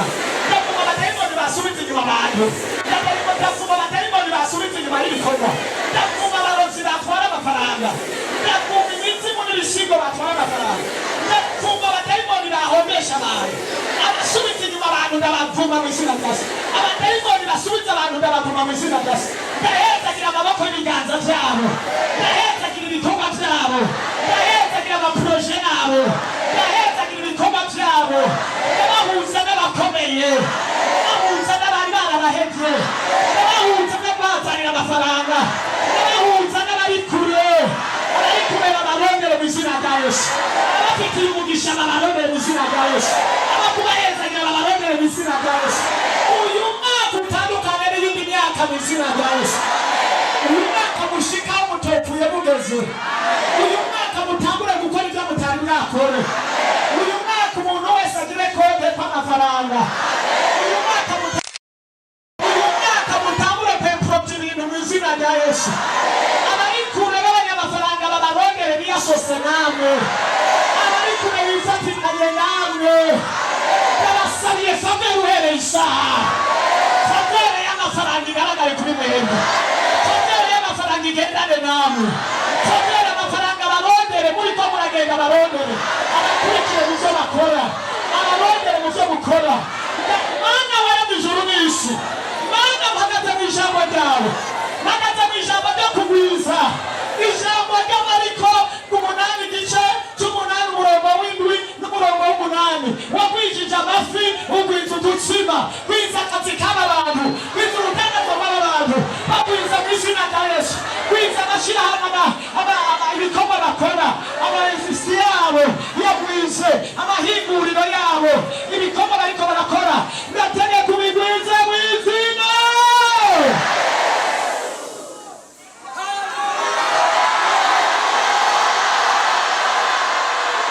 Ndiko ndasenga mbonye amafaranga menshi cyane,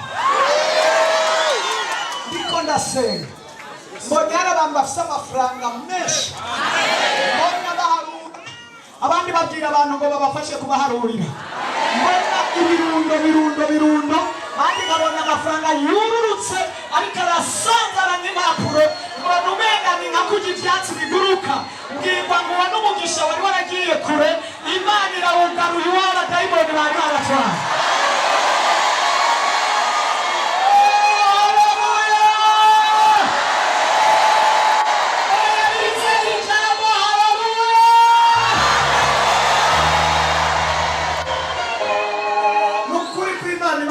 Umugisha wanyu ibintu bari baratwaye biragarutse, ndarangije. Basengere iki kintu kimwe gusa, Imana yambariye inyuma y'ibi bintu mvuze hari ibitangaza bigiye gukoreka, kandi ibitangaza bigiye gukoreka yambwiye mugiye guhezagira ibikorwa byanyu, mugiye guhezagira ibikorwa, kandi ibyo bikorwa nabyo bigiye gushigikirwa n'iki? N'amafaranga. Amafaranga ayangene tuhezagira. Ikintu cyose ugomba gukora cyane iyerekwa ufise cyangwa umugambi ufise, navyumvise umugambi ufise gukora, Imana yambariye niba ukeneye kudandaza, Imana niba ukeneye iki, yambariye ngo ikintu cyose ugomba gukora dutegerezwa kugisengera. Niba ari ikintu udandaza ntumaramazwe, icyo kintu naho kizoba ari utobati, dutegerezwa kurusengera rukabamo fate, kuburyo abantu bose baza batumbera wewe.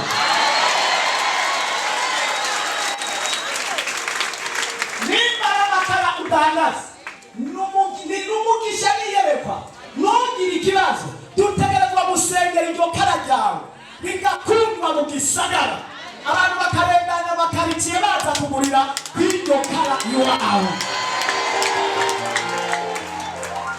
Urabona hari ibikorwa mukora bakababura bakabatwara umugisha, ukabura umukiriya kandi udandatse ibintu nk'iby'abandi, ukabikubizana, utegerezwa kuzana ikintu ukora ukakizana hano, haba tugacumcura. Hari ibintu Imana yambariye nzobikorera ku kintu icyo ari cyo cyose, umva nawe waba utaratangura kugikora, mwiyerekwa ukaba ugomba gutangura kugikora, uzozane ukizane nk'ikintu kigomba kuvuka muri wewe.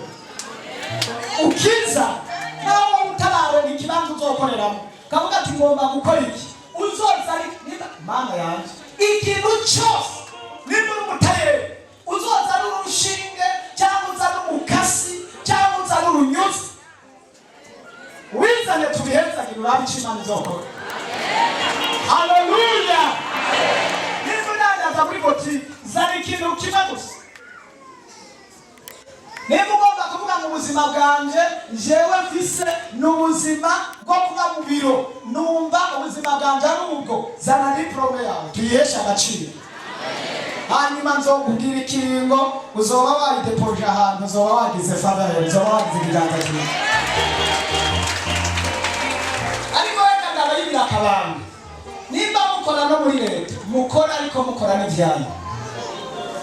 Nimba ukora no muri leta kora mugabo uvuga ati jewe ahantu ndahakora, mugabo ndagerezwa kurondera umukozi ankorera ibyanyu, kuko akazi kamwe nikazoshobora kugutunganiriza ibikorwa byose. Niyo uzosanga uri kurakora wiba ukora ibintu bidasanzwe, ariko niba ukora iki ukabutse n'ibyawe ukora Imana izobihezagira. Niba uri kurakora uzogakora neza atanza rufise atamaboko ufise, ibintu biriko biragenda neza. Ibyo uri kurakora byose bihezagire. Niba uri umufundi zana umwiko wawe cyangwa nivo ntuterwe isoni. Yesu agufashe. Jeni ko ndababwira ibyo Imana yambaye. Imana yabimbiye muri joro. Irambwira ngo amafaranga ndayurukije mugabo agiye kuza aciye mu biki, aciye mu by'uri kumutsi uzokora. Erega tuca mu biko mugomba gukora. Haleluya. Atuca mu biko mugomba gukora. Kandi aho usanga atamu hari umuntu hano adafite ikintu na kimwe azozana, adafite n'iyerekwa na rimwe, adafite n'umugambi n'umwe, avuga ngo none nojyana iki, none nojyana iki. Uwo muntu arahari naho wowe atacyo ufise uratangura gukora. Muri wowe nayerekana ari mufise ry'ibyo wagomba gukora. Nimba iryo yerekwa urifise niwogenda uwo muntu akaborero ugomba kudandaza umuceri n'amayi ufise, kandi yerekwa ryawe rikwereka umuceri. Niwogenda ahantu uwonja ukayora n'ibiceri 3 ukazorizana.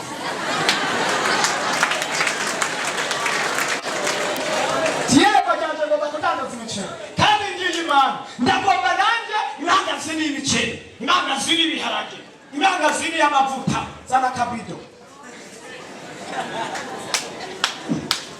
Ariko mwe mwabanye gute? None Imana ntiyatubwiye ko igomba gukorana n'iyerekwa. Koresha umwanya. Haleluya. Imana ihezagira ikintu kandi ukiremwa. Reka gushina abantu kuyangira Imana ivuze bivuze. Kandi ari abantu ubu batabona ibyiriko iravuga ni Imana si Yosefu.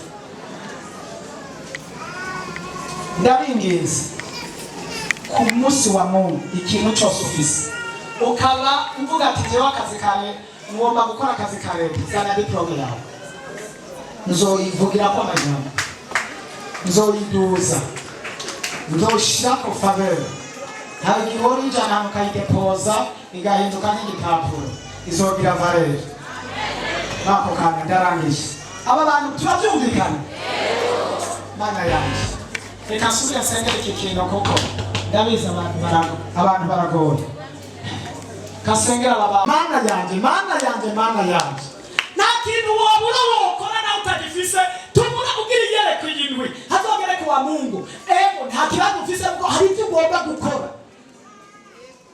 Ugomba guhingura ibintu. Ni iki ugomba guhingura?